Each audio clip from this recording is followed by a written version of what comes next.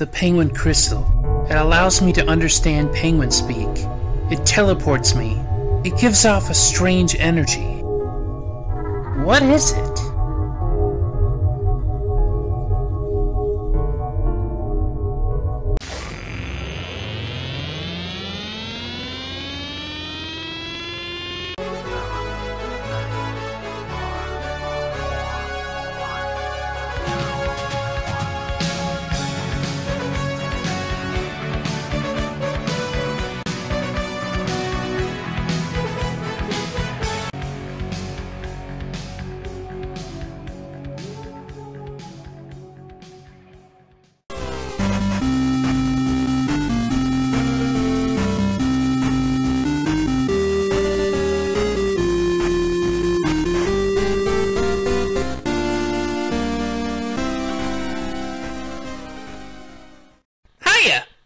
Truth here.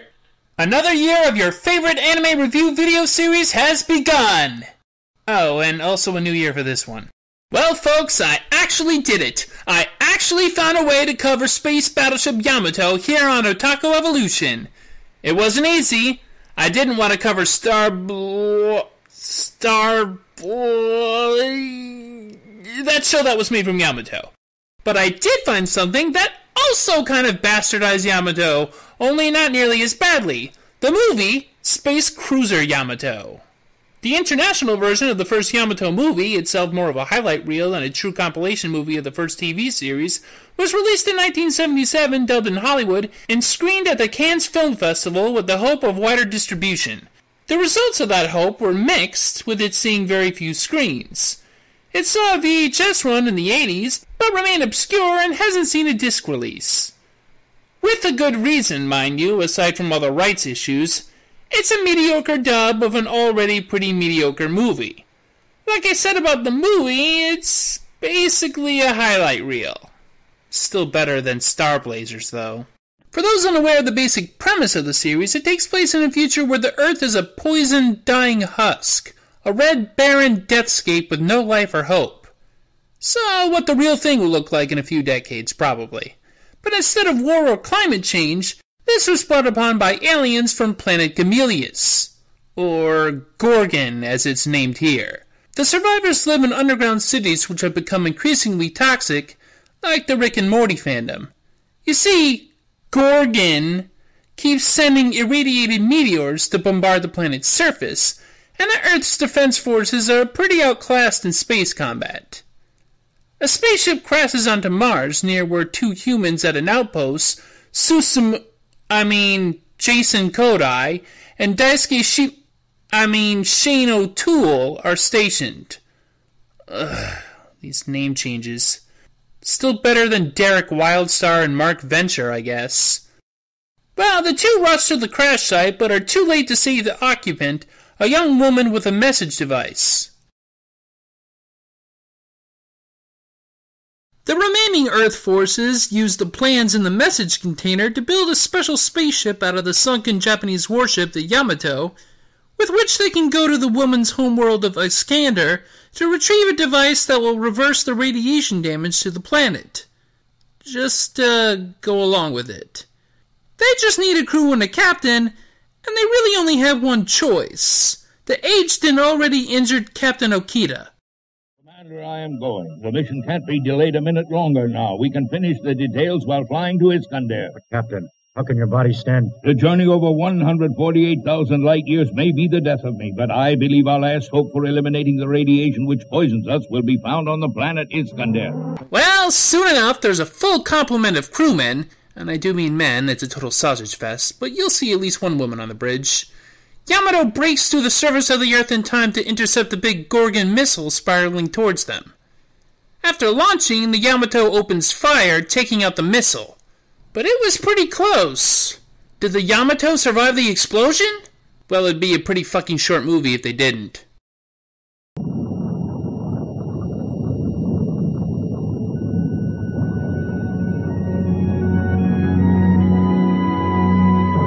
The key elements of the original TV show was that the crew only had a year to make a round trip to Iskander and back to save the Earth, and they showed the countdown each episode, but obviously there weren't 365 episodes. The movie occasionally references this. The Yamato moves away from the Earth, and the main crew gather to talk about a test for the warp function of the wave motion engine that the message capsule contained the plans for. This will allow the ship to travel faster than light. Chief Science Officer Samuelson, describes the process. Here's the point in time where we are located.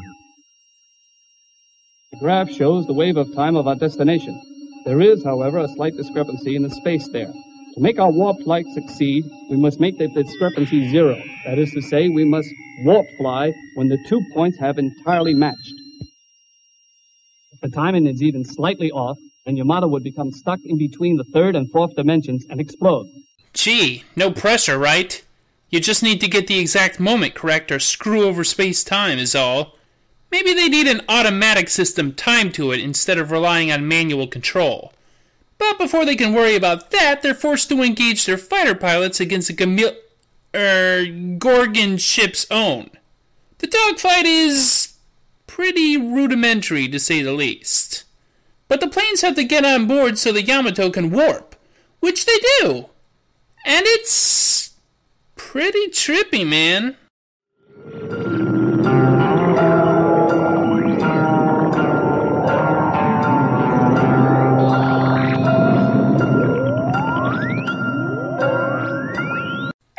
It's after this that we lose a big chunk of the TV series material. I mean, yeah, in the original version of this movie, but even more so in this recut version.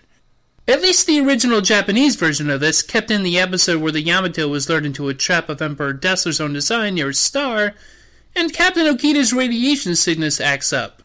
The crew uses the Yamato's wave motion cannon to shoot a path in the flames to escape.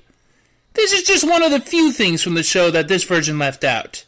Instead, it skips directly to the Dommel episodes.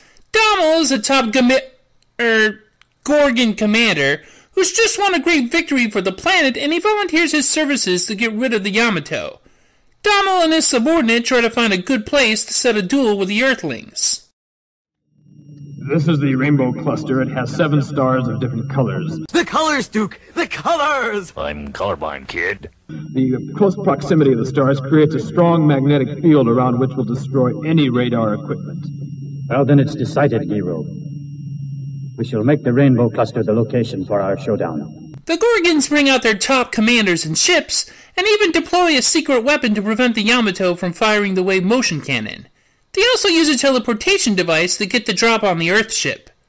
So, the Yamato isn't doing so well in this battle at first. Clearly the Gorgons have the technological advantage and the numbers. Matters only worsen when the Gorgons launch their secret weapon, a giant drill that will pierce the heavens, and Yamato's wave motion cannon, and will explode when it gets far enough into the ship to do maximum damage.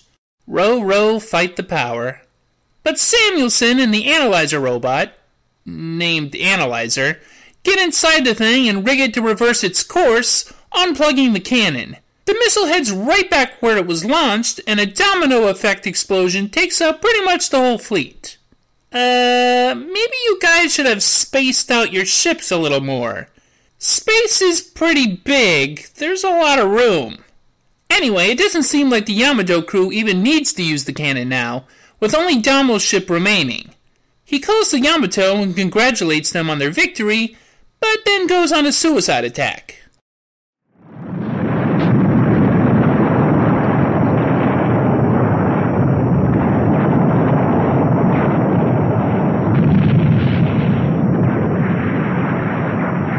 The next bit is one of my favorites, the solemn send-off of all those who died in the battle, which injects a bit of much-needed humanity into the crew that barely gets any development in this movie. As the Yamato nears Iskander, they discover the location of the planet actually has 2 planets. Twin planets. One is blue and tranquil-looking, and the other is... yikes. Gee, I wonder which one is Iskander and which one is... Anyway, Emperor Dessler is ready to put the remaining military resources of Gorgon to destroying the Yamato. He can't let the Yamato retrieve the device to fix the Earth because he plans on colonizing it as a replacement for their own, which is nearing the end of its life rapidly. Why he doesn't just take over Iskander is a little confusing to me, but whatever. Turns out, yeah, that crap planet Yamato's crew spotted was indeed Gorgon. Dessler has the ship drawn to his planet in a tractor beam, hoping the acidic ocean will be the end for the meddlers. The Yamato sustains damage from the acidic ocean they land in, and are immediately bombed, preventing them from getting too high up. Kodai, who's taking command due to Captain Okida's illness, elicits the veteran commander's advice on the matter. Okida has an unorthodox suggestion: submerging farther into the acidic ocean. Why, though? The Sea of Sulfur must originally have been clear water. It must have been changed to strong acid by sulfuric volcanic action. Shooting the volcanoes might cause a chain reaction of explosions. I think it's our only hope. Well, Kodai takes his elder's advice, and down into the acid goes the Yamato, looking for a volcanic vein. Analyzer locates one, and they fire the wave motion cannon at it, which in a chain reaction completely destabilizes the planet. Gorgon does not go gently into that good night, however. Seeing his plans and his world going up in flames makes Dessler snap. Yamato emerges from the ocean, and the sadistic Smurf is determined to take it down with them. His aide suggests simply asking Earth for help to make peace with them, but the suggestion is, well, rejected, to say the least. The remaining Gorgon forces exchange fire with the Yamato. The Emperor is crushed under debris, and the planet is left a burnt-out husk. I mean, even more so now. And it's here where the cuts of the movie really do an injustice to the story. In the original footage from the TV show, which the Japanese version of this movie retains, there is a deathly quiet in the aftermath of the battle. Bodies lay strewn about the heavily damaged Yamato. The planet Gamilius is a smoldering heap. Susumu Kodai is aghast at the sight of a world they've now destroyed. Sure, the Gamillions started this war, but surely they didn't have to kill them to survive. He finds himself sickened by the thought of victory. Victory. The word sticks in his throat. Victory, he laments, tastes like ashes. But hey, why have a moment of quiet introspection when we can just skip to a shot of the ship leaving Gorgon to go to Iskander, right? Ugh! Fuck you, Space Cruiser! And that's not the only thing changed. This next thing is kind of weird, but in a way it sort of works for this version.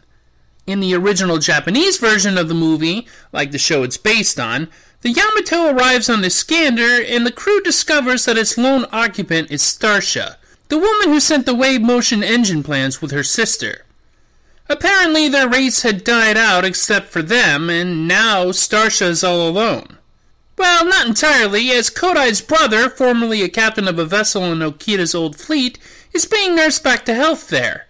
He'd been presumed dead in the opening battle of the show, and was somehow rescued by Starsha.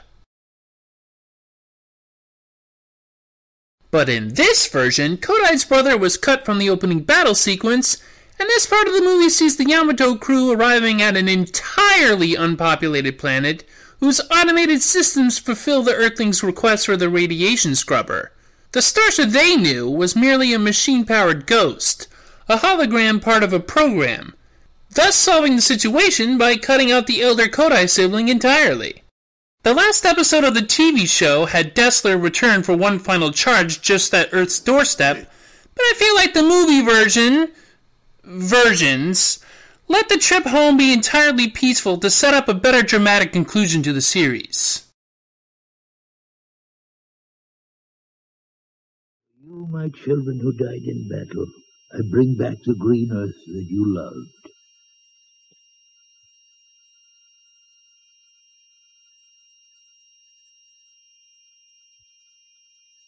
Soon I will be with you.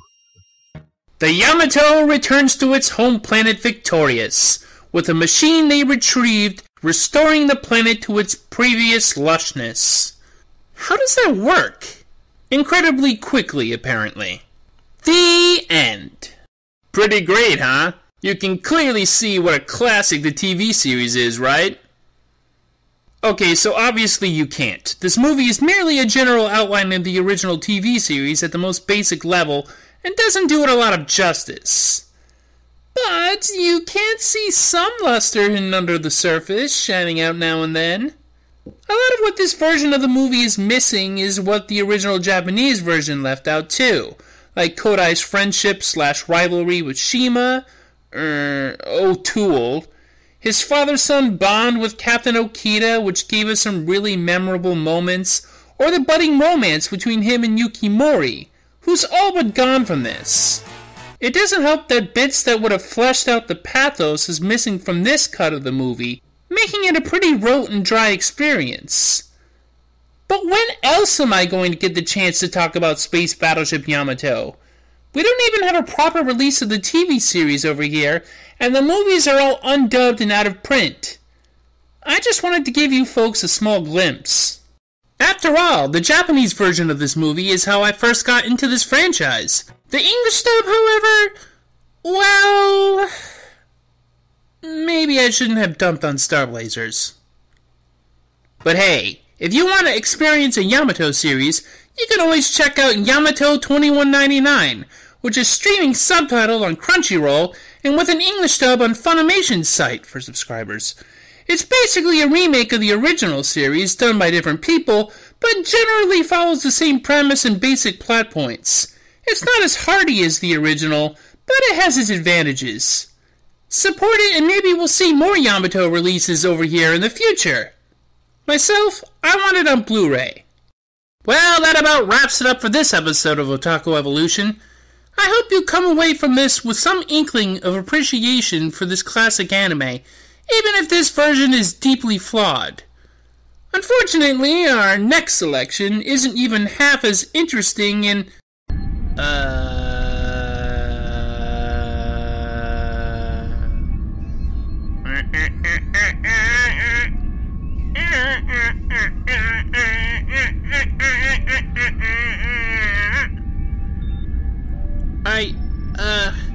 Wait, was I just reviewing out of nowhere?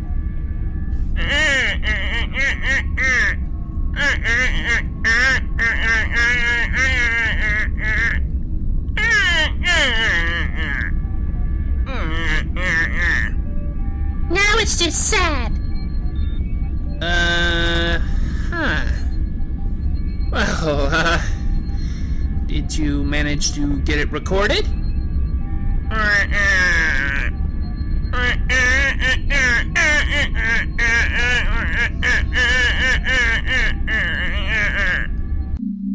Hey, as long as they're willing to contribute to my pic.